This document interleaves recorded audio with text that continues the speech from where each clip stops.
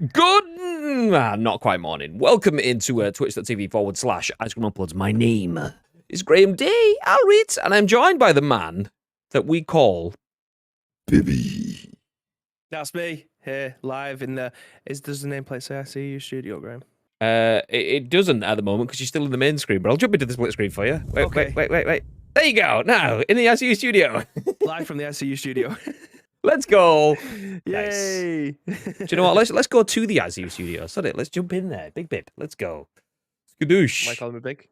It's because I'm big.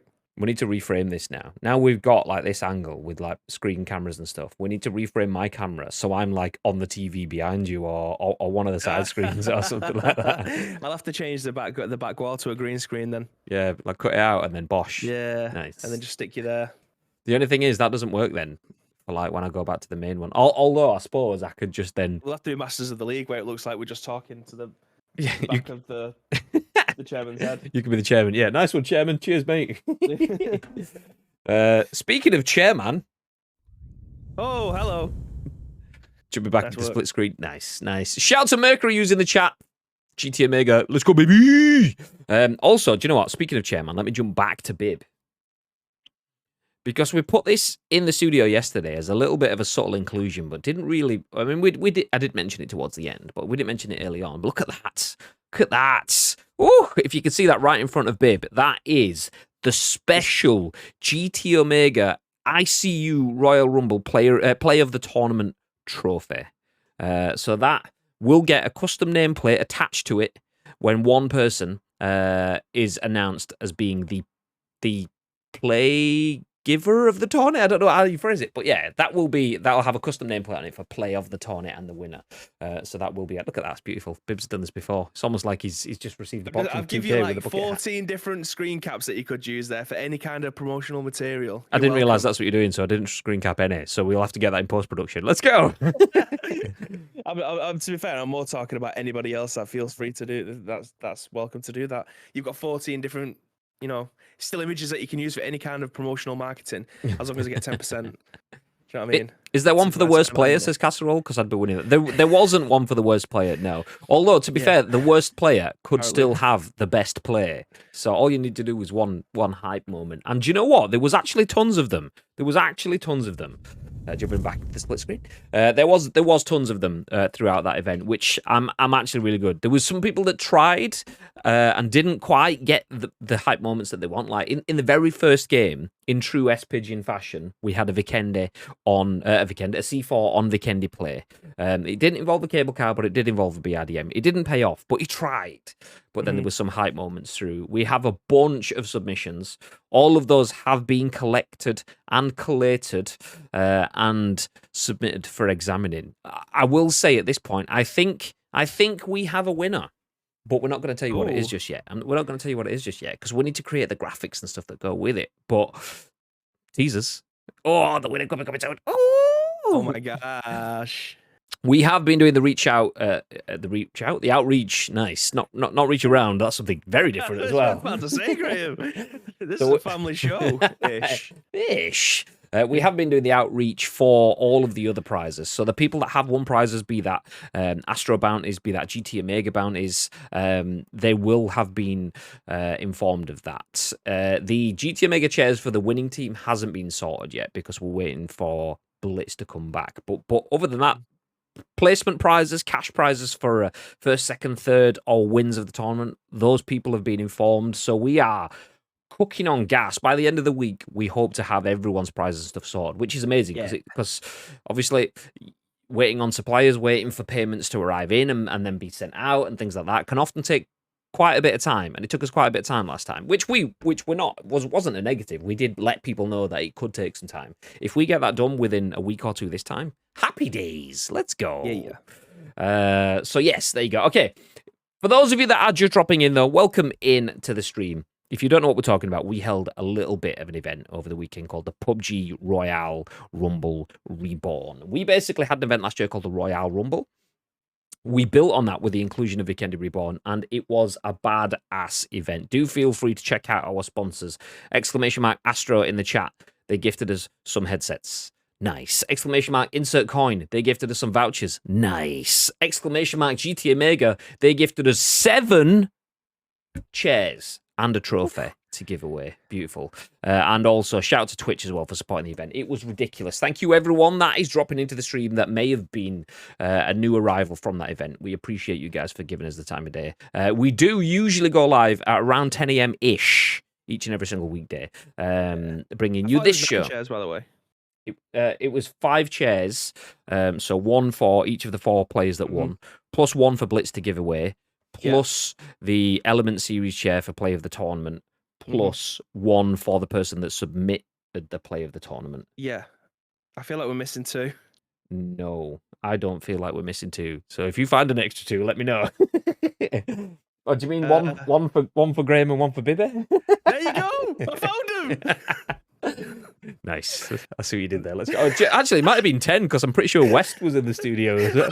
and then there was Droidica and Silencer. They both love their GT Mega chairs too. So maybe it was 12. There we go. What was the gliders? So the gliders game was game number 2. So we had game number 1 was a comeback killer, which was Kenny Cobra. He won that for getting the first kill inside the comeback arena, which took some strategy. Shout out to Kenny Cobra, by the way. Appreciate that. He got killed by one of his own teammates so he could get into the comeback arena for a chance at getting the Astro headset.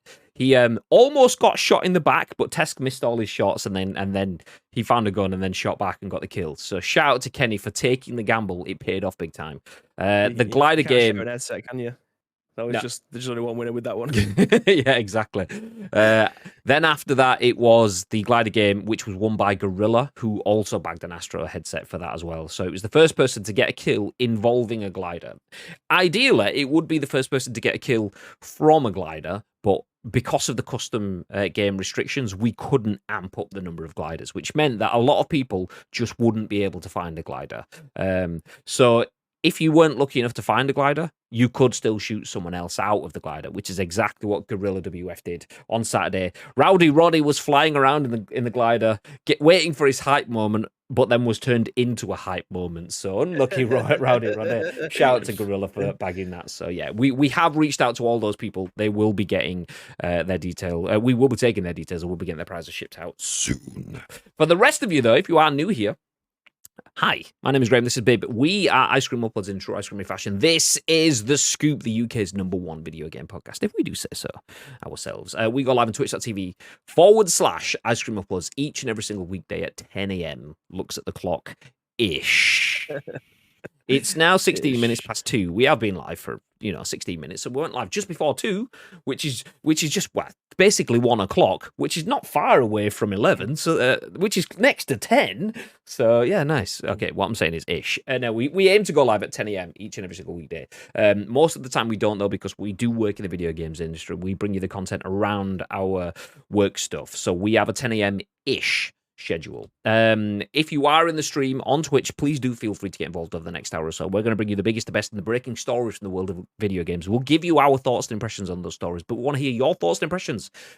And then your thoughts and impressions on our thoughts and impressions. That's kind of how the whole thing works. So please do feel free to get involved, because the live stream is turned into a podcast, a video on YouTube, and an audio podcast on iTunes and Spotify and SoundCloud and Google Play. So there's lots of places where nearly 200,000 people have watched and listened to this podcast on demand. So it would be incredible if you can get involved on behalf of all those people. Before we jump into the news, we usually give you a few talking points, but we've done that before we started anyway. We had the Rumble on the weekend, !Rumble, and we have had some massive support from our partners, !GT Mega, !Astro, insert coin. They all did give us some support, so please do feel free to go and check out all of those guys. We do have discount codes at every single one of those too, which not only mean that you can save some cash, but with Astro and GT Mega, you would be supporting us by using those codes too, so we would very, very much appreciate that. Hats off to those players for hunting down those gliders. Hats off to those casters for hunting down those players who were hunting down those gliders. I mean, it was steps. Nice. Mr. Bib. Yes. I'll read. Hello, Graham. How are you doing? Yeah, not too bad. Are you happy to be back into the Scoop mindset? Yes.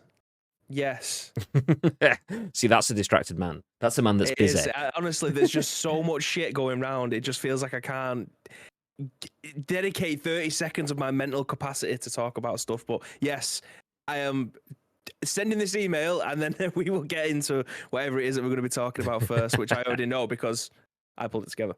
Good lad, good lad. The Sunshine found 3 gliders, and we didn't notice any of them. I mean, there's only so many places that you can be as observers, unless we build like the GT Omega Observer Station, where everyone's sat in a fully decked out GT Omega setup or something like that. Then we just have to make do. I mean, we even missed the gorilla clip. It was only the fact that Candy, someone clipped it from Candy's stream that we got to see the gorilla clips. So yeah, big old GGs. And hats off to Bib for fixing the mic of the casters who were hunting down those players, who were hunting down those gliders. Yeah, exactly. Exactly. Steps upon steps upon steps. Mercury takes notes. Nice. Okay, so we have a bunch of stories to go through today from the video games industry. We obviously do work in the video games industry, and we tend to attend video games events. The last time there was an E3 physically in person, ICU was there.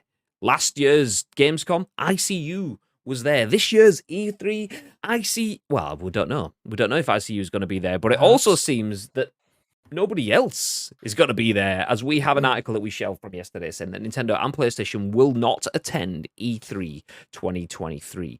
We're sticking with the article that we had yesterday, but there was further revelations yesterday as well. We did say that it might be the case. We'd seen early rumblings, but Microsoft will also not be at E3, air quotes, not be at E3. We'll start off with that. We'll then jump into an absolute whiplash turn away from PUBG back into Fortnite, as they've got their own U-turn, which we will talk about. We'll talk about another game, another battle royale, but this time one that, you know, kind of lost the fight. Epic's Rumbleverse is shutting down after just 6 months.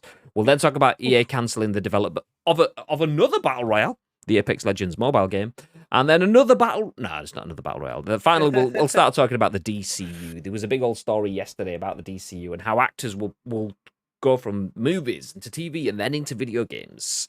But we'll talk about that at the end of the show. For now, though, let's kick things off with our first story of the day, which is this one. Andy Robertson at VGC sources Nintendo and PlayStation will not attend E3 2023, but organizer says it's received a tremendous amount of interest from the biggest companies in the industry. Of course you would, Mr. Organizer. Yes, that's of course what you would say. Nintendo and PlayStation will not have a presence at this year's revamped E3 show, according to an IGN report and VGC sources. E3 2023 will officially run from Tuesday, June the 13th, until Friday, June the 16th, according to organizer Reed Pop, which has taken over the running of the flagship industry event from the ESA. That's a great move, that, by the way. Reed Pop taking over it from the ESA, but we'll keep going. According to VGC's publishing sources with knowledge of Nintendo's plans, the company has decided to skip E3 2023, the event's first physical show in 4 years, because it feels it has fewer major releases than usual ready to show, which would justify significant event space. Nintendo has traditionally been one of E3's biggest supporters and was present on the show floor at the last physical event in 2019 when PlayStation and Xbox were not, but Ice Cream Uploads were there. Oh, no, it didn't say that, but we were. Nice. Sony Interactive Entertainment's absence this year is less surprising since it skipped the the last E3 show in 2019 entirely, and announced it wasn't planning to attend the 2022 event either before it was cancelled due to the pandemic. Meanwhile, Microsoft will have some form of presence in Los Angeles this year with an already announced summer showcase. However, according to IGN, the Xbox firm will not have a show floor presence at the LA Convention Center itself. VGC's own sources claimed discussions were ongoing with Microsoft, however, and that it could yet have a business and media presence similar to last year's Gamescom, if not a traditional booth. Microsoft traditionally holds its E3 live event away from the LACC, and in 2019, it didn't have its booth there either, instead opting for the neighboring Microsoft Theater, which, I mean, that's unsurprising. Microsoft choosing to use a massive event space right next to the convention center that has their name on it. Wow.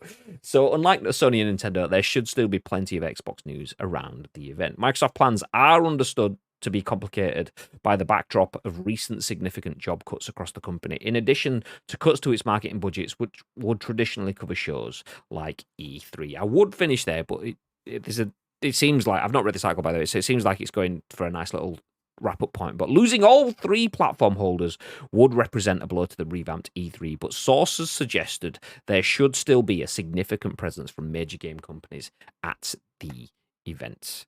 Of course you'd say that. We believe you. Okay. So, where's my push? Nobody's going to be at E3, says the discussion topic. Thoughts, Bib? Yeah, so it's still quite a bit to unpack here, but it also feels like it's the same conversation that me and you have been having about this for the last 3 years. Basically, since we gave birth to this podcast, it's the same thing. I thought you were talking about Joseph there, by the way. Our child, sorry. I was going to say I wasn't involved. Just in case. Disclaimer. Yeah, it feels like we've had this conversation many, many times. Is E3 still going to be relevant in 2023? You could have asterisks 2022, asterisks 2021, asterisks 2020. I do think we still have a place for E3, but the fact that PlayStation isn't going to be there, Nintendo's not going to be there, and Microsoft are fucked off over the road and they're not even in the same building anymore, yet the news that they end up breaking during the E3 period is technically still classed as E3 exclusives. Like, air quotes on top of that. I wouldn't count it as the same thing if I'm being perfectly honest, because you can't. If it's not under the same building, it's not under the same venue, then how can you? Yeah. Like, that's just like saying that the fucking Arctic Monkeys are playing at the Etihad this weekend, but a really small band's playing at Gorilla. Oh, we played in the same place as Arctic Monkeys. No, you didn't, mate. You played in Manchester, but you wasn't in the same venue at the same time playing your tunes. It doesn't work like that. But I definitely still think there is a vibe where E3 could still be relevant. I just don't think it has the glitz and the glamour that it once did, and that's okay. Nothing lasts forever. Gamescom do it so much better nowadays. They always have had a very, very good show, but with like the Game Awards, obviously taking or having a place for brand new exclusive games as well. Play Expo, CES. Yeah, that's January. Consumer. That's Vegas sort of thing. Yeah. Yeah. And there's another one that I'm missing, quite a big one. That's just completely gone from my head. What there's San Diego Comic Cons, there's Tokyo Game Show, there's Paris Games Tokyo Game Week. Show, there we go. And Paris Games Week as well. So there's another two that I feel, even though I completely missed them from this conversation, are way ahead in the conversation than E3 are at this current time. It doesn't mean to say that E3 won't be the place for everyone to want to go to get their games fill. That might end up being the case again in the future, but I just feel like this. Why would you want to spend the amount of money that's required to be at E3 at this moment in time when that money is better spent elsewhere?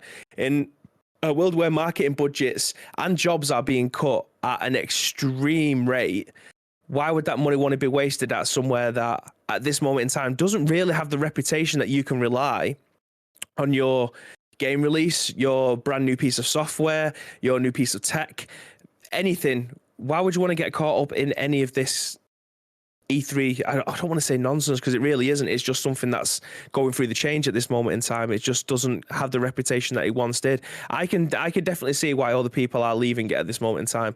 Spend your budgets elsewhere. Try and get more eyes on it. Try and be a bit more creative yourself. We've seen companies making their own events, their own showcases to try and get their IPs out in the forefront rather than it being mixed up with everybody else's media messaging. Like, we always have the articles when E3's finished or when Gamescom's finished or when Play Expo's finished or when Paris Games Week. Who won insert event? That doesn't bode well for 99% of the games that are getting shown at that showcase, because it will always be the AAA titles or the franchises that have 17 other games in the making. So yeah, I do feel like people are becoming a bit more wise and where they want to spend their money. And I don't think at this moment in time, if I was to edge my bets, that a lot of people are thinking, do you know what, we're going all out for E3. There obviously will be instances, the games that you're going to see or you have seen over the years, and the sequels will be being shown here. But if you are an up and coming, go on. Sorry, I was gonna say it's quite damning, like for E3 as an event. Like the way I I've described it a million times before, and this is not necessarily a universal description for it, but it's kind of what it was for me as someone growing up with a massive eye on video games and an eye on the games industry. I always knew I wanted to work in the games industry, so E3 was, I call it Game of Christmas. It was like June. first week of June usually. Obviously, it's a little bit later this year, like 13th and the 16th. But like that first week of June was Game of Christmas. You'd get all sorts of news. You get console announcements. You get new hardware, be that a new Switch or a Kinect or whatever. And you'd know what is coming over the next 6 to 12 months. You know what you're looking at for your Christmas list. That is my Christmas. So it used to be your Argos catalogue, didn't it? Let's be honest. Exactly. If we're putting this in English layman's terms, E3 used to be your Argos catalogue. That's the thing that you're going, right, okay, bosh, holiday period. This is what we're getting. This is what we're looking at. Get this circled. 6 months in advance, I know what I'm looking at. Be it a new game or a new piece of hardware. Nice. But we don't get that anymore. And the industry is in an acquisition phase. Business words, nice. So you've got Microsoft buying up Bethesda, Activision. So we don't have... The last time I was at E3, I got to sit in the very last Bethesda E3 showcase because then they were bought. Since there's been an E3 there. So there won't be a Bethesda showcase.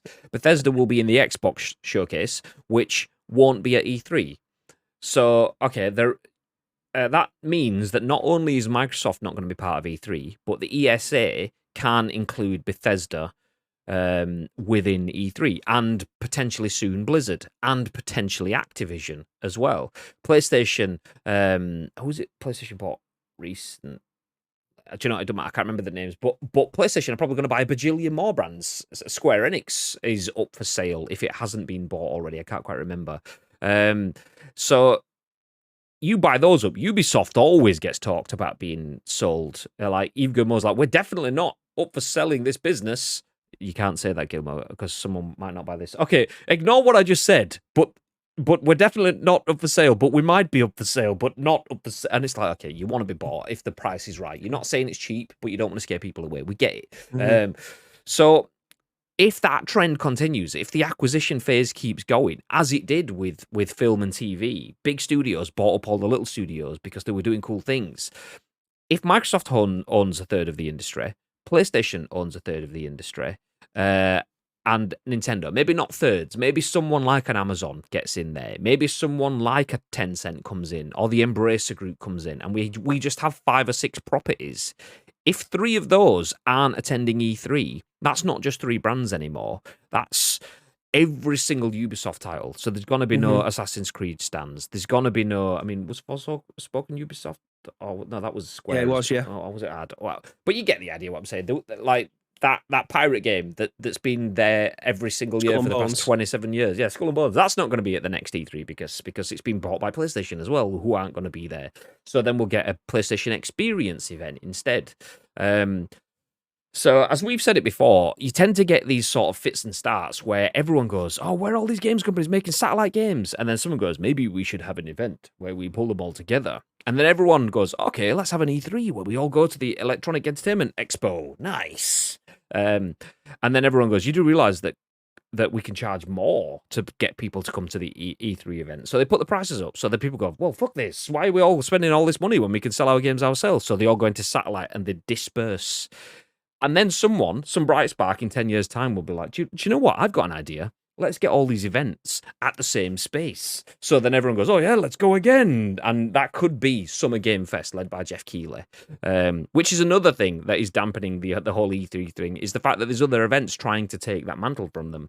Yeah. But everyone might turn their back on E3 because it's super expensive and then go to Summer Game Fest. And then all of a sudden, Summer Game Fest, which in its first year might have just said, you want a primetime advertising spot in Summer Game Fest? Okay, we'll give you $3,000. $3,000 and you can have like your Super Bowl-esque footage, prime slot, jobs are good. And by the 5th year of Summer Game Fest, everyone wants that slot. It's suddenly $27,000, and Jimmy Independent, who support the first Summer Game Fest, can't get involved in that event. So he starts branching off, and then other brands start branching off, and it's cyclical. It goes through that whole big phase. So as it stands, E3, I am hyped about the fact that they were taken over by ReedPop. I can't help but feel it might be too late because ReedPop deliver all the PAX events, they deliver MCM events, and a ton more really good, community-focused, hands-on, getting people through the door events, which was the problem with the E3. It started out as an industry trade show. It started out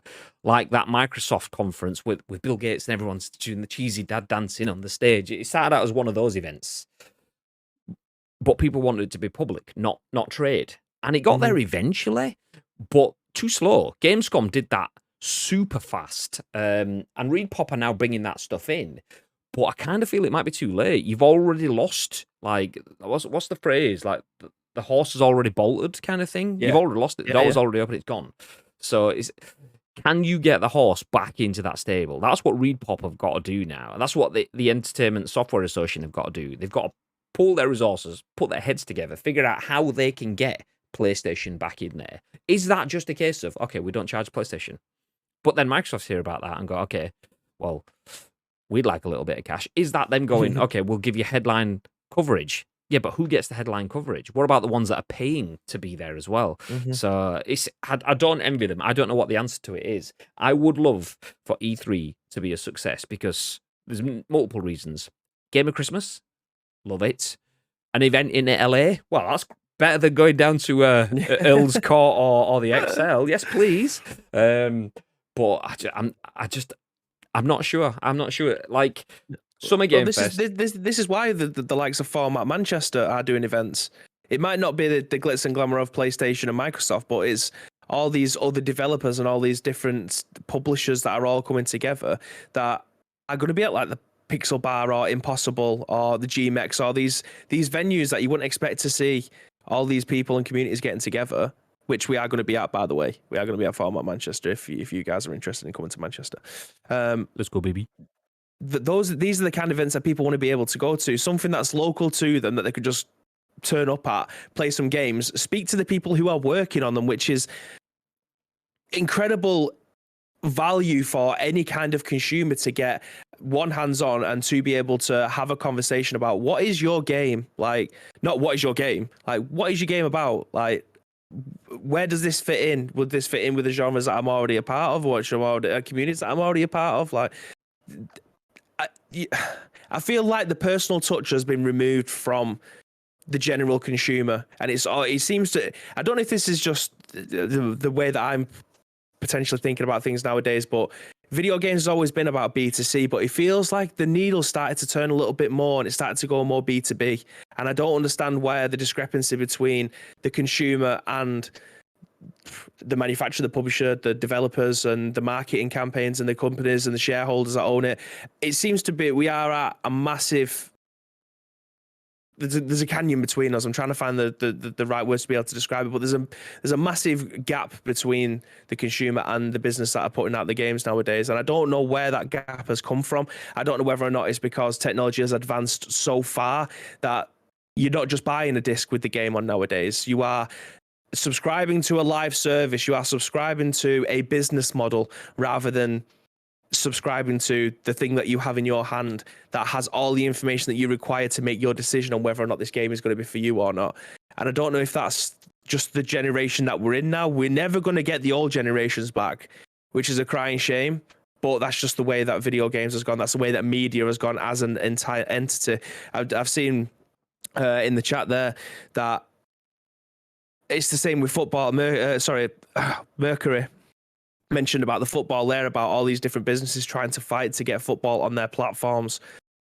I love the fact that the FA Cup is now back on telly again, like on BBC One and ITV. It seemed like a lot. It was gone for years, wasn't it? It was gone for years. Like Champions League, I think has started to make a comeback to normal TV again because BT Sport had that, or they at least played the Champions League final on BT, on ITV.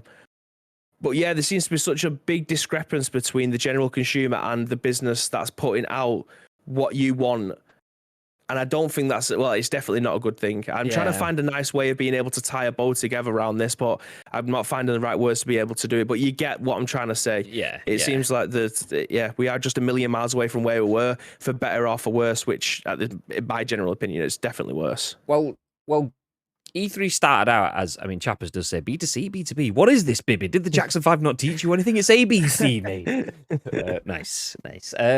So, yeah, E3 started out as B2B, business to business. It was an opportunity for, I mean, we'll stick with UK references. Apologies to the international audiences, but it gives an opportunity for PlayStation to go Argos, Index, Asda, okay, Walmart, any other stores out there, you get the idea.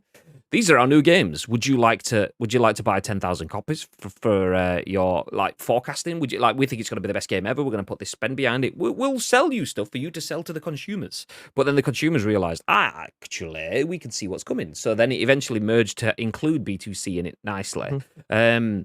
But it just didn't do it fast enough. We eventually got media days and public days, but the public days weren't proper public days. It was almost like enthusiast media days, but not really media days, but not really. And it was just like, whereas Gamescom goes, 300,000 people?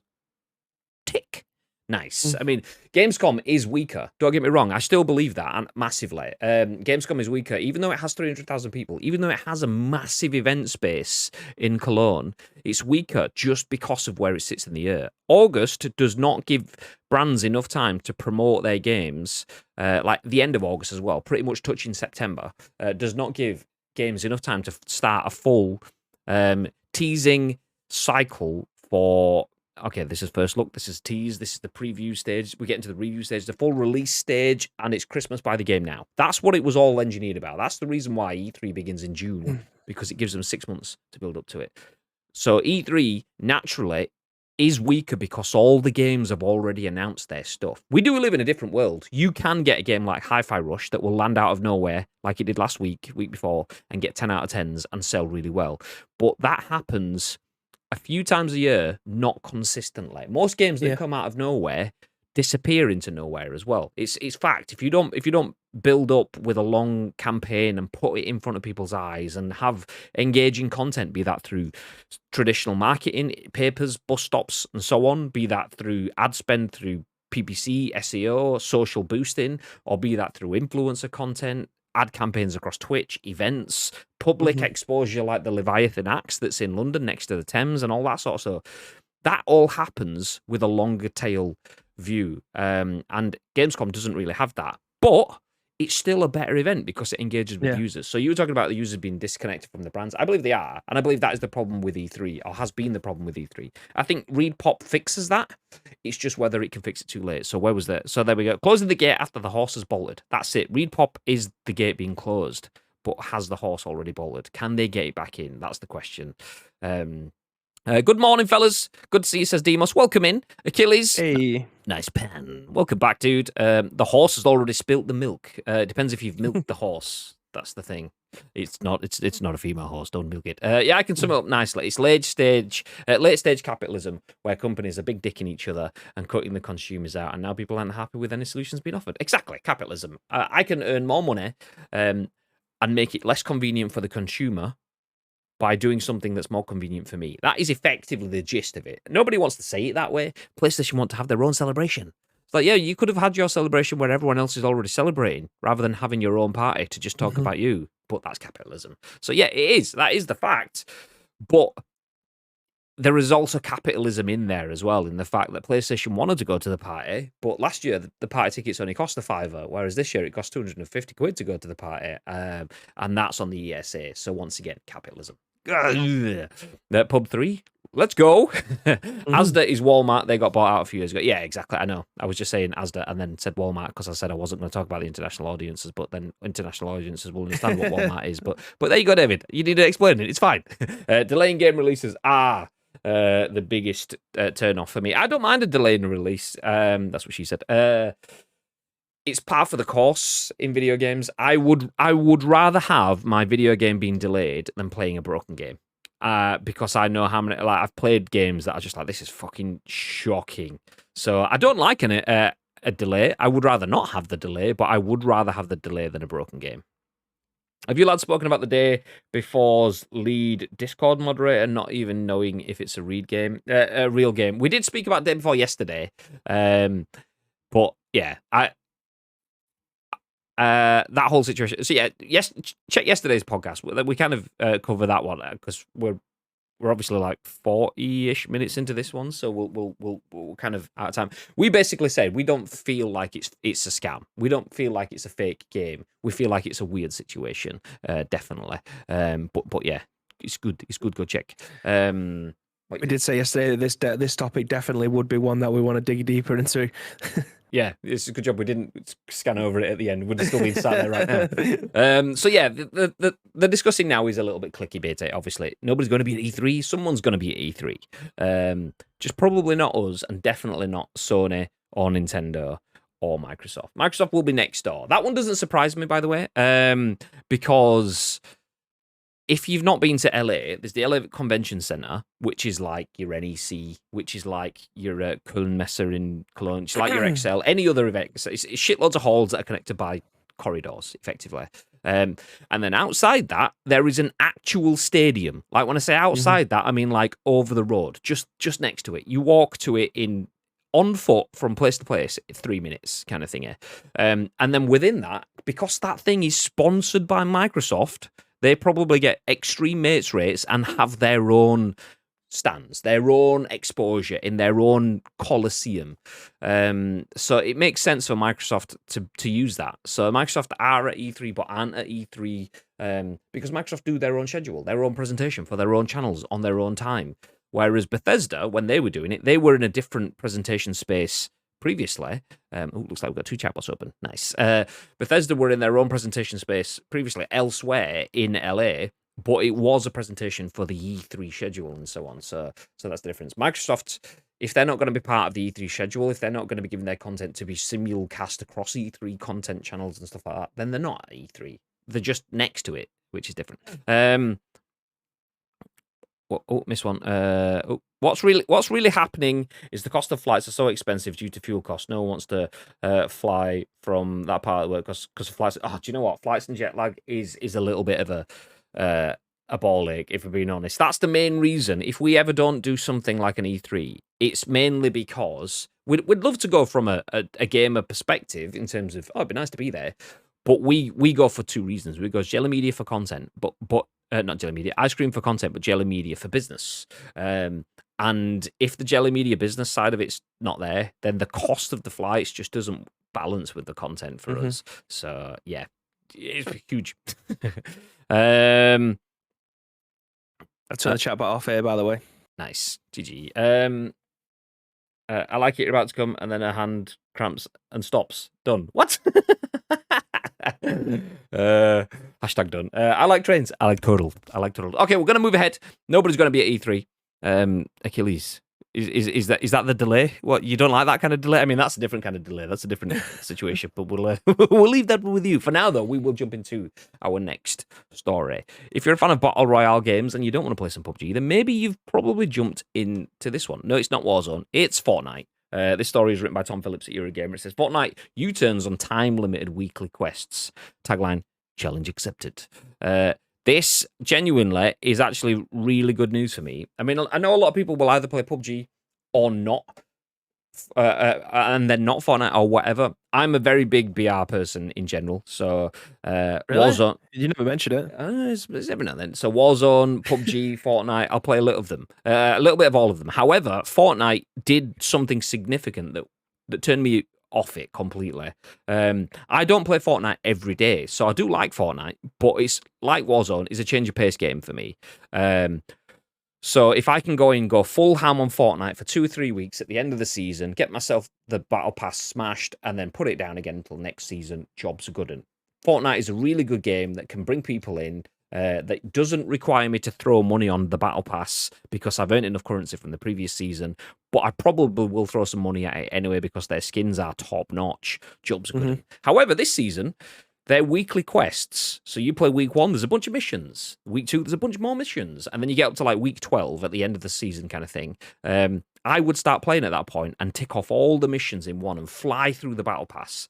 Fortnite realized that people like me were playing that game at the end of the season, so decided to stop that happening, which is where we are now. I was going to jump into that, but I might as well go through the article first, so we'll jump back into this. So, Epic Games has reversed course on its decision to make Fortnite's weekly quests expire after 7 days, a change introduced at the start of the popular Battle Royale's most recent season. Prior to the start of Chapter 4 Season 1, Weekly quests would release over the course of a Fortnite season and stick around until the end. It meant you could log on at any point and complete the challenges after they were released without the fear of missing out or the FOMO inducing need to finish them within a set time frame. Since the start of this season, however, weekly quests were changed to offer a more heavily themed set of challenges, which have just 7 days to complete, including several with multiple quest steps that Epic Games has, in a previous update, already made easier. Fans complained about the changes, said it meant they could no longer log on at their leisure and complete quests to earn set Battle Pass rewards and XP on their own time frame. Some players, for example, leave a lot of this leveling until the end of the season. Hey, how you doing? When it's quite easy to knock off lots of challenges at once through normal play rather than picking them up as they're released one by one. Fortnite always featured a range of quests, including daily rewards and time-limited events or crossovers with the need to finish various objectives within a certain time frame. Indeed, there's an advantage to this, as Fortnite frequently tweaks its island map and loot pool, meaning long-lasting challenges have to work around any changes. And of course, time-limited weekly challenges are relatively standard in games of this type. It's pleasing then to see Epic Games U-turn on its change to weekly quests this season, following fan feedback that they were too difficult to tick off and keep up, and that they were one FOMO step too far. As of today's update, new weekly quests will once more stick around until the end of the season they were released in, returning things to how they worked previously. Nice. Not going to go any elsewhere in the update. You can check that bit for yourself, but well done, well done. I mean, it's always one of those, it shouldn't have happened in the first place. But GG's for acknowledging it. They've seen the feedback, they've responded to the feedback, and now Fortnite U-turns on. Let me get rid of time limited because it didn't fit. I'll just put ... Fortnite returns U-turns on weekly quest. Stay frosty. Neil, thank you very much for the gift there. Here he is. Oh, the winner of the Super Solos. I've just been in Neil's DMs getting his details so we can get his payment sent to him. So Neil won the Super Solos on the weekend. What a guy. What a guy. It was sitting on 64. You're on 65 now. 64 would have been a video game reference, though. We could have called you Neil Tendo 64, but now we're not gonna. So there you go. How bad do you feel now? Probably not very bad at all. Thank you very much for the gifted sub. Motochoro. I don't know how to pronounce that. Enjoy your gifted sub. Nice. So we're talking about Fortnite. Fortnite has just U-turned on the fact that it had weekly challenges that lasted the full season. And then this season, they increased the FOMO element. If you didn't play the game every week, you were pretty much not going to complete your season pass unless you threw money into it. People have said, that's shit. And I full on agree with that. It was a shit course because someone like me who has not enough time to play any other game but PUBG,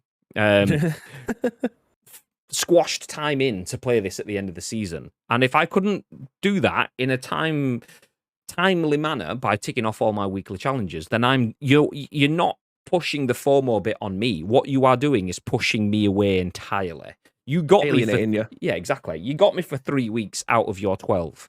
That's better than having me for no weeks out of your 12. Some people will play every week, job's a good one. But in your quest for pushing people for those extra 9 weeks, you are getting rid of people like me that kept an open mind to your game. Epic has been incredible with Fortnite in terms of getting rid of loot boxes, making only cosmetics be in the stores and having only cosmetics and things like that in the battle pass. Everyone, whether they put money into the game or not, starts on the same playing field other than cosmetics. Great moves. Not pay to win, not pay to play. Job's a good one. But forcing people to play was kind of going against all of that. I love the fact that they've changed it. It shouldn't have happened in the first place, but changing it mid-season means that they've not even got, oh, fuck it, we'll just sit and rest until the end of the season. They've gone through the hard yards and put the changes in place now, which is a great move. Thoughts, babe? Yeah, absolutely agree. It's it kind of, again, I use the word, alienated me for wanting to play the game because I don't have that much time for gaming at the moment. If I can carve out 3 or 4 hours on a weekend, that's fantastic. Would I want to spend that 4 hours just playing through 1 week's worth of, it's not worth my time to go in and just tick off 1 week's worth of challenges. Like that's going to get me nowhere. That would have to rely on me winning every single game of Fortnite to be able to have a chance at getting to level 100. That's never going to happen. It's Battle Royale. You have a 1% chance of winning that match. So I like the fact that they're doing this again. I like the fact that they're bringing it back, mainly for my benefit and obviously to your benefit, and I imagine millions of other players as well. that are able to just be able to play it at their own leisure. I hate the fact that I just punched my mic. I hate the fact that they're trying to rely on FOMO. I think this is. I love the fact that video game companies take risks sometimes, and they try to do stuff that might not necessarily make much sense, but they're trying it. It's trial and error. It's the classic A/B testing. Did it work? No. What did they do? They reverted it back. We've seen this millions of times with Fortnite. So I'm glad that they've realised that this probably isn't working for us. Our numbers are down dramatically. Why is this? What's the biggest change we'd make? We've changed all of the weekly challenges to only be 1 week rather than it being an extensive weekly, monthly challenges.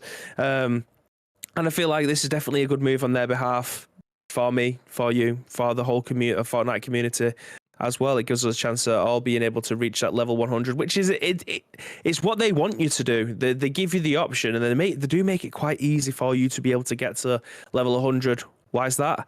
Because they hope that you spend the £8 on getting that battle pass, because sometimes you might not be able to get to level 100. You might not earn enough V-Bucks throughout the season to be able to, go in and buy whatever it is that you want, whether it's a new battle pass or any kind of cosmetic, and they want you to dig into your pockets. Yeah, it's a live service game. Of course they want you to do that. So yeah, it's the right move for me. I'm glad that they've made this, and I imagine there's going to be a huge influx of players coming back now because they know that they've got 6 weeks worth of challenges to be able to tick off in one sitting, essentially. Like, I played and got Darth Vader when he was at the end of the season. Jobs are good. And I didn't get Spider-Gwen last season, because it's just not. I mean, Spider-Man is one of my favorite. You can't see it off screen. One of my favorite Marvel characters. Spider-Gwen, having not been a big comic book guy, is not really something. I'm not bothered. Give up. This season there is like the Doomslayer and things like that, which I've got a Doom helmet just up there. I want this skin, but then when I realised, it's just a bit of a chore to get, and maybe I'm not going to bother because the weeklies and so on. Then putting that back in has increased the chances of me playing this game this season. If they hadn't done that, it would have been lost. And I will give them the benefit of the doubt, because reading through this article, it does put a little bit of colour into why. It's not just a straightforward black and white as to, they just wanted to increase the FOMO to make people play. There was some cool stuff in there. They've gone, do you know what? We would like evolving tasks that are related to evolving landscapes. And Fortnite has something that PUBG doesn't, and that is one landscape that evolves. PUBG has multiple different landscapes. There are positives and negatives for both. Fortnite, I will give them the benefit of the doubt and just say that they were leaning into that evolving landscape a bit too much, which is then, that's the need for the weeklies to disappear. No, you need to work on it a little bit better so that people can still come back and play this game. Make your game more accessible to people with lives to live. And that's an accessible decision. So, GG's. Nice. Hopefully all is well, mentally healthy and fully boosted. Thank you, Cookies. Right back at you, dude. Appreciate you dropping in. Legend. 65 is looking nicer than 64, says Neil, but David says 69 is better. Nice. Okay, we're going to jump ahead into our next story. Not quite as good news. This is a U-turn that's probably not going to get overturned. Andy Robinson at VGC says Epic's Rumbleverse is shutting down after just 6 months. The free-to-play brawler will end its live services on February the 28th. That's just under 4 weeks, because it's the first today. So Rumbleverse, the free-to-play brawler developed by Iron Galaxy and publisher Epic Games, will shut down at the end of this month. Live services for Rumbleverse will go offline February 28th at 10 a.m. CEST, just 6 months after the game launched last year. Anyone who's spent money on Rumbleverse is eligible for a refund of money spent on or in the game, a blog post on the game's website states. I mean, that's an absolute G move as well, that. On Tuesday, the game's final update will deploy, and the current Battle Pass granted to everyone. XP gains will also be doubled, and additional accessories and emotes unlocked for free. Developer Iron Galaxy, which is also known for 2013's Killer Instinct reboot, wrote in a heartfelt note on its website that they hoped it would be able to resurrect Rumbleverse in the future. It is our sincerest hope that this news does not mark the end of Rumbleverse. You may not have seen the Rumble in its final form. If we can welcome back people back onto the deck of the battle barge again, we hope you'll be there, laced up and ready to take your rightful place in the canon. Iron Galaxy will keep making games. It's our passion and our purpose. Our people are filled with skills and inspirations to keep the world playing. A little bit of a shame. Thoughts, babe? Do you know what? I never played it, and I wasn't really interested in playing it, but there was a few people in our community, most notably Ads. You guys have probably seen him in the chat shouting about the Nintendo Switch Pro. He was super excited for this game, and it's a game that I know that he has been playing. I just didn't think it looked like a game that would have interested me at all, really. It looked quite similar to like Knockout. What was that game called? Knockout City. Yeah, it looked quite similar to that in the art style, but with wrestling characters. And you think, oh, that might be pretty cool. But then I looked at the gameplay trailer and I was like, no, it probably isn't. And I imagine a lot of other people did that as well, because that's why they're closing it down after 6 months. It's obviously not taking in enough money to make it worthwhile, keeping the servers up, keeping development costs going. Crying shame. I hate games that end up folding, especially this soon. Like this is a grand collapse. But I imagine the reason why they're able to shut it down so quickly is because they didn't have the biggest team in the world. They didn't have that much invested in it. They're able to just pull the plug quite early because they know that people aren't uptaking it. They're not wanting to go in and get daily rewards and stuff.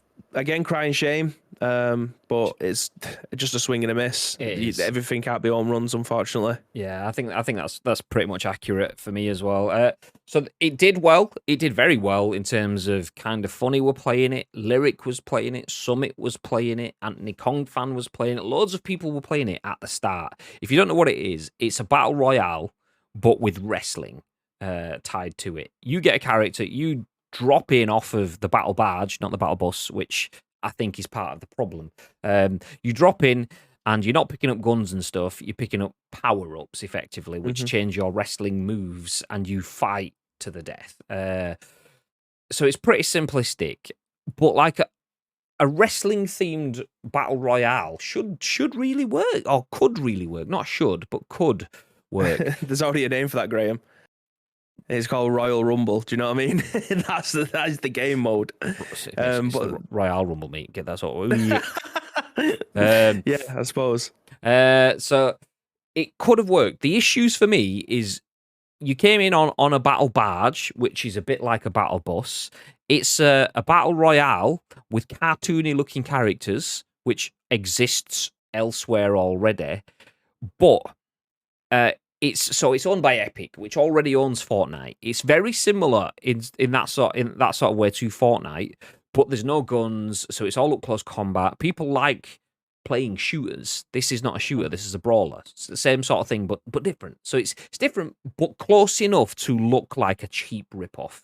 And that I feel is part of the problem. Cookies, thank you for the follow. Appreciate that. That I feel is part of the problem with Knockout City, a game we played a lot in lockdown. It is a really, really good game. Flaws that had is it came out being a fully priced game, but free on Game Pass, but not free elsewhere, and then eventually free elsewhere, but maybe not free elsewhere, and so on. And it defo had big dick energy where it didn't have big dick action. It came out swinging its Todge, but then nobody cared. And then after that, it was like, does anyone see my Todge? And it's like, well, we're interested in your Todge, but like, even we reached out, we wanted to be like, content creators a little bit more hands-on, a little bit involved with Knockout City. They didn't even like a single tweet. And then after that, they were pretty much begging for people to get involved and play the game. And it's like, there was lots of people, you like the Big Dick Energy references, Achilles, nice. So there was lots of people that wanted to just be acknowledged by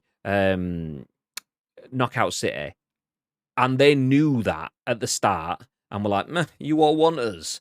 But then people went, okay, if you're not asked, I'm not asked. So then they were like, oh, please, no, actually. And Knockout City is still there. It is still going. And they've had, I don't know if it is still free or if they had free weekends or they just free battle pass and stuff. It's a good game, but it's a game that does have a skill gap. You can be good at the game quickly, but you can be a fucking hero at the game if you put the effort in. And now the only people playing that game are heroes because they're the people that are dedicated to it. No one else is playing it. The numbers have dropped off. And I would love to play Knockout City, but it just didn't have the content. And it looked like a cheap rip-off kind of sort of game, just like Rumbleverse did. So a similar sort of thing. Not the content. There wasn't really the outward shouting about it, unless you were lucky enough to see there one or two peaks, it didn't really send itself as like a proper community game that outstretched into other communities and did all that outreach, which is the exact same thing as Knockout City. So, future predictions, I think Knockout City could be going the same way. I mean, there's no signs for it, but I wouldn't be surprised if it did, because it was a game that we loved and just don't talk about. It's a shame. I thought Fall Guys was going to follow suit. The marketing for that game was unbelievable. I mean, everybody knows that. If you work in any kind of digital marketing, regardless whether it's video games or not, it was just exceptional. And it thrived on that for the longest time. But genuinely, I thought that game would have died off by now. But I still see people playing it. Like, it's still in the mainstream. I think it's hanging on by a thread. I think it's still going. Yeah, I think the key word there was mainstream, though. Fortnite made it into... Not Fortnite. Fall Guys made it into the mainstream. Rumbleverse, Knockout City, Super People that Neil have said never did. PUBG, a lot of people go, oh, it's dead, mate. It's actually still one of the most played PC games. Console isn't quite as successful, which is why we push it so much. But Super People actually out now? No, it comes and goes and so on. It could be out, I don't know. But the last I knew was they had yet another beta of it, kind of thing. It could have full release for all I know. But yeah, like David says, powering up from Mick Foley's Sweet Shin music to Heartbreak Kid's Sweet Chin music. Yeah, exactly. That's what it can, like, it's that sort of weirdness. And that would be cool if you could have that, though. If you go from Sweet Shin music to Sweet Chin music, nice. But this was like weird, grab hold of someone, power slams. And then there was all sort of weird linking stuff where, like, you could bounce off a person onto a thingy and blah, blah, blah.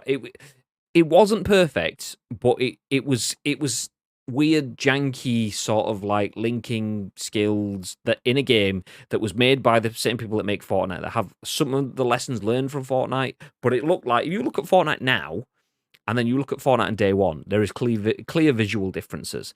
And this obviously is sitting in the same conversations as Fortnite, but looks like Fortnite day one, and nobody wants to play Fortnite day one right now. So yeah. Super People 2 now. Massive update. I just checked that.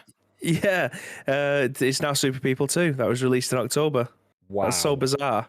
I mean, that game does some great stuff. It does some great stuff in terms of it innovates on PUBG specifically, but it has superpowers that have no counterplay. If someone is good at that game and can reasonably point the superpower in your direction, it's game over. Unless you are lucky enough to have rolled the dice and got the one superpower that can counter that play. If you don't have it, there is no counterplay. Nah, it's not for me. I'm not asked. I don't want to get all the way through that to get into a fucking fight to just have fucking Cyclops go and X-Men me to death. No, thank you. Super People like Chelsea throwing a lot of money into the game and trying to build something that is just still not going to work. I mean, I think it could do. It doesn't work for me. I like the boots on the ground, IRL, gritty PUBG style. Throwing superpowers at the end loses it for me. Do you know Ring of Elysium for that? Yeah, I mean, Ring of Elysium was decent. When we played that Gamescom, like, was that 2017, 18, 19? That was badass. 19, I think it was, yeah. Yeah. Long time ago. Yeah, Super People within 2 months changed to Super People 2 because they screwed the release up.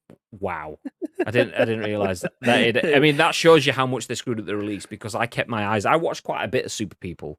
I watch a lot of PUBG content creators, so seeing people like Halifax, Hambino, Choco Taco, Tiggleton, Gargod, all kind of like going from PUBG to Super People to give it a try.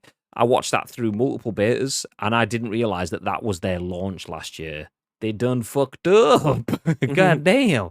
Yikes. Anyway, we'll keep up the pace because we are running out of time. We're pretty much at the end of the show now, so we'll have to jump off this and into our next story, which is from Matt Wales at Eurogame. It says, EA cancels development of Apex Legends Mobile and Battlefield Mobile and shuts down developer Industrial Toys. So EA has announced the cancellation of Apex Legends Mobile and Battlefield Mobile, as well as the closure of developer Industrial Toys, which was working on the latter game. News of the cancellations arrived alongside EA's latest financial results, with the publisher saying it opted to end development on Apex Legends Mobile, which launched last May because the ongoing experience was not going to meet the expectations of our players. A separate statement by Apex Legends studio Respawn Entertainment shed a little more light on the concerns surrounding the game's development, saying, "We aim to provide players with games that are consistently outstanding. Following a strong start, the content pipeline for Apex Legends Mobile has begun to fall short of that bar for quality, quantity, and cadence. It is for this reason, the statement continued, after months of working with our development partner, PUBG Mobile developer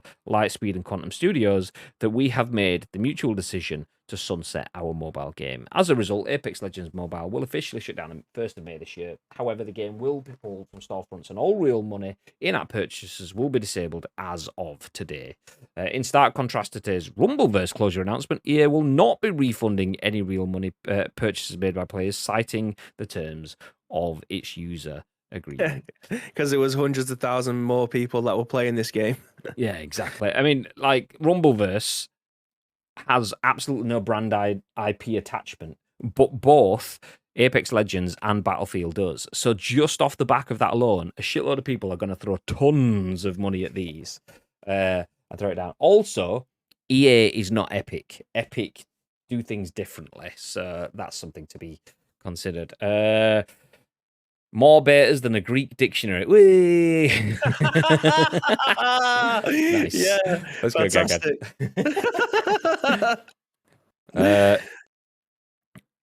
Check the stream out as per Blitz, followed because I love the format of a pod/newscast. Format of a pod/newscast. Well done, Legends. Thank you very much, Cookies. Yeah, Cheers, we do the scoop Monday to Friday, and then Wednesday evening, which would normally be tonight, I would be doing chasing crates with mates. So me, and if you watch the Royal Rumble on the weekend, you will have seen Team Lotus UK, part of which was Naked Neil. Hey. As well as Nietzsche and Beans. So I usually play with those homies through the week on a Wednesday and a Saturday. So Wednesday evening UK time, Saturday morning UK time. However, that will be Friday evening, Saturday morning this week because I'm off to the football tonight. So yeah, so I will not be playing PUBG tonight. I will be watching Manchester United. Hopefully, hold on to what is a deal in the bag sort of lead. If not, goddamn. Speaking of goddamn, let's move ahead to our final story. We don't really need to say much more on those. Mobile games weren't as good as they wanted to be. They were cancelled. Job's good. Nice. Joshua Robertson to the Gamer has a final story. It says DCU characters to be played by the same actor in movies, TV, and games from now on. If you're John Cena playing Peacemaker in the movie, you're playing him in the TV series as well, says the tagline. So James Gunn and Peter Safran revealed their plans for the future of DC earlier today, which was yesterday, and they're pretty ambitious. Not only did we get the release years for the Batman 2 and the Joker sequel, we also saw the announcement of a whole host of movies and TV shows that will make up Chapter 1, including everything from Green Lantern to Swamp Thing. However, one of the smaller details during the announcement could potentially have pretty large ramifications for DC's video game output. According to Peter Safran, both he and Gunn plan to make sure that actors who portray certain heroes or villains in a movie or TV show also portray them in every other piece of media going forward. Thanks, Collider. Safran brings up Peacemaker and John Cena as an example, pointing to his appearance in Suicide Squad, as well as his role in the Peacemaker spin-off series. They will also go back and forth between film and television because there's no demarcation for us, said Safran. If you're John Cena playing Peacemaker in the movie, you're playing him in the TV series as well. So that's a very important part of what we're doing. Safran explains that the reason for doing this is to make the DCU much more cohesive than it is at the moment. It's also been done to make sure there's no audience confusion, going so far as even to make sure the same actor voices the same characters in animated shows too. It also seems like this rule will apply to video games going forward, although how this is going to work with the more renowned characters like Robert Pattinson's Batman or Margot Robbie's Harley Quinn is anyone's best guess. Suicide Squad Kill the Justice League is the only DC-related video game we have on the horizon at the moment, so we'll have to wait and see whether Warner Brothers is going to stump up the cash for some A-grade talent for any games it has planned. End article. I do want to jump in before we jump into this, and I do want to kind of soften the core of this article. Anyone that is in any DCU character role will play them in any DCU character format. So John Cena will be in the film, will be in the TV show, will be in the game, and so on. That wasn't the read that I got from James Gunn. James Gunn, on his 5 or 6 minute video that he was posted on social media yesterday, said something along the lines of, I can't remember the exact quote, but it was something along the lines of DCU characters will be played by the same actors across platforms. And it was, the gist of it was ideally, or where available, or where possible. It was something along those lines. I can't remember the exact words he used, but he did put in that caveat. So that then comes back to John Cena will just rock up in any other video game that they're going to cast. So some small developer goes, oh, actually, Warner Brothers, we'd like to make this game about the Peacemaker. Okay, well, you're going to get John Cena for it. This tiny little developer's going, fuck yeah, we were just going to get my mate Steve to build it and do it. But yeah, whatever, nice, jobs are good at it. I don't think that will be the case in that sort of sense. Also, that mentions about like Robert Pattinson and Margot Robbie getting involved in stuff. Robert Pattinson's Batman is not in the DCU. They've already said that. So just like the Joker is not in the DCU, they are having films that are clearly marked as DCU films and then side stories. So Robert Pattinson's The Batman is not the DCU Batman. That will appear elsewhere. So whilst it has made some pretty big claims there, I just wanted to get those out in front. But Bib, you are a bigger DC person than me. You do have the bat symbol on your wall in your home setup. I do. What are your thoughts on this? I think this is cool. I think this is definitely something that Marvel probably could have done with for the likes of the Avengers game, because obviously that did, albeit it does still have a fairly decent player base as of right now. That game hasn't performed anywhere near to expectations. And I don't think that's just in my personal opinion statement. I think that's a general broad statement. And it definitely could have done with that. Just to jump in there, did you see that Avengers has been cancelled? Yes. Oh, I didn't know whether you'd seen that. It's been sunset. Yeah. I did. Which is, I think, what kind of lends itself to this conversation. I do feel like the characters that people have come to... But putting Guardians of the Galaxy in this, however, that's a small caveat, which I will get onto. I don't think... People have become so accustomed now to seeing the likes of Robert Downey Jr. as Iron Man, seeing the likes of Nick Fury, Samuel L. Jackson as Nick Fury. Do you know what I mean? Like, these characters that have been going for 10 plus years, they're so accustomed to seeing and hearing their voices. You put two and two together, and then you just hear a generic voice actor taking the roles of your favorite superheroes. It can be a little bit jarring, and I do feel like that's what happened with the Avengers. It wasn't just the gameplay, and it wasn't just the cycle, it wasn't just the loop. There was a whole bit around it. Now, Guardians of the Galaxy suffered from the same thing. However, the game itself performed so much better. And I'm not just talking about away from the game. I'm talking about in the game, the controls was nice. The humor was there, what you'd come to expect from a Guardians of the Galaxy. It had everything that Guardians of the Galaxy had, just not the voice and appearance of what you've seen in the films. It was slightly jarring, but after 10 minutes, I'm telling you, you'll completely forget about it. You're invested in the storyline, and that's exactly what the Guardians of the Galaxy managed to get away from. With this being the DCU, it feels like they've got a free hit, because everything's gone wrong for so long that they haven't really got that much to go off of. Like, obviously, we've had the Joker film, absolutely amazing. The Batman film, fantastic. We've had things like Birds of Prey, we've had Suicide Squad, all very good films, but they're still pale in comparison to what's happening on the other side in the Marvel Universe. So I feel like having all of this in sync... I was waiting for that. That's why there's a pregnant pause in there. Let me just exclamation mark 12, just because a lot of people won't have heard this. Funko Pop.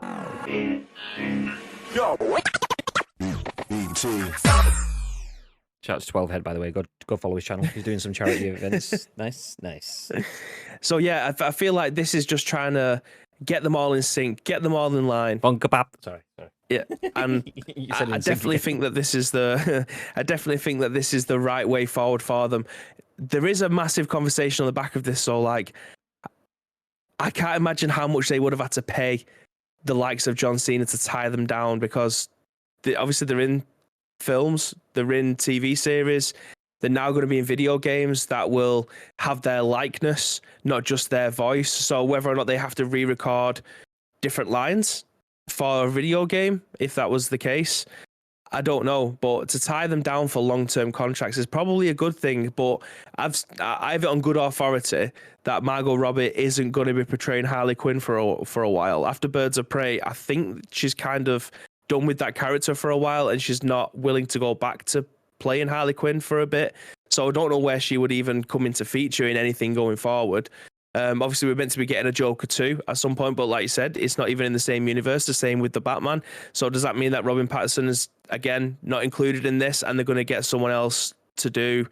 Because Kevin Conroy isn't, it's sadly passed away, so we won't be getting his voice that we've come to expect. Because for me, there's only a couple of Batmans in my existence where I think, do you know what, they need to do another job. Do you know what I mean? There was the Michael Keatons. We're talking about the Christian Bales. Maybe not George Clooney, but you know what I mean. Val Kilmer, anyone?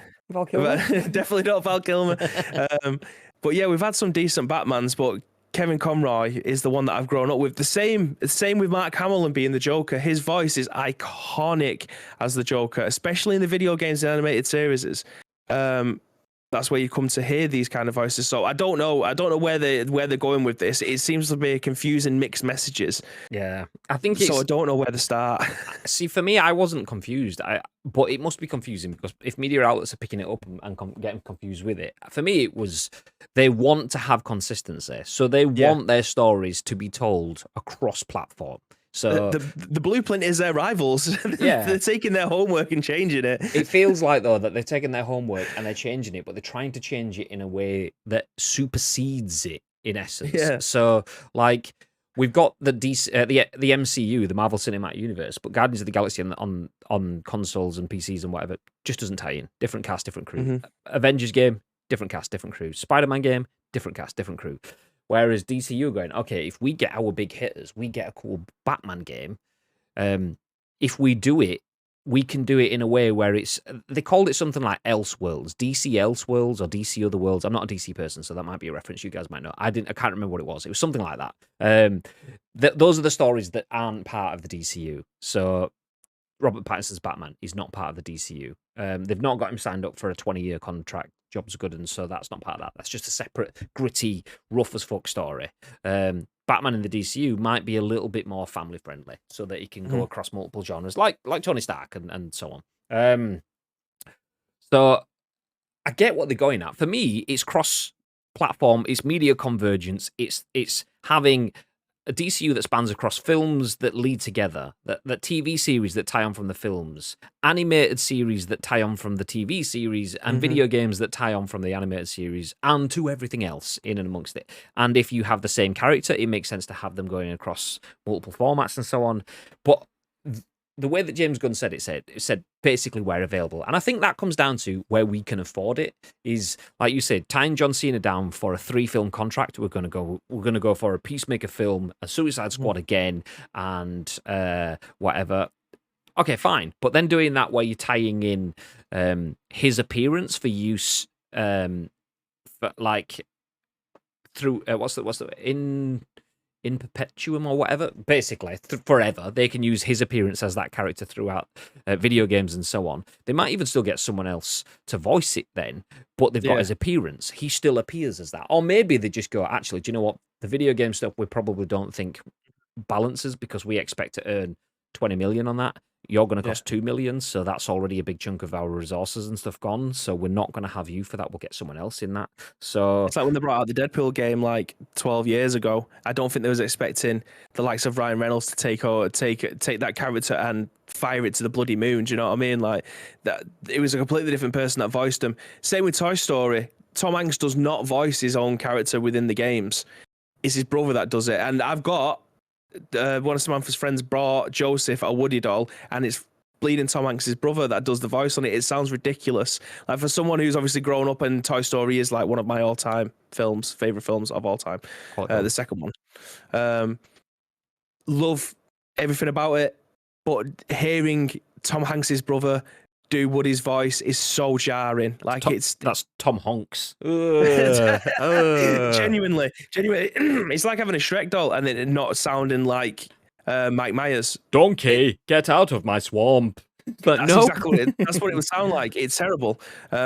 So I can see where they're coming from, tying them down so that it's just across the board, everything's cool. I'm not saying that word again, so that you end up saying it. Yeah, I feel like this is definitely the way forward, and it wouldn't surprise me if Marvel ended up doing something like this going forward. However, Like, Do you know? if you've not seen Endgame by now. We'll wrap things up here because we are running out of time. But I actually welcome this because I will happily say I'm a Marvel person over DC anyway. So it's easy enough for me to. So it's easy for me to say that the MCU is better than the DCU. You cannot well, we'll say the MCU is better than the DCEU, as it used to be called. The DCU, we technically haven't seen it prove itself yet, so it might not be.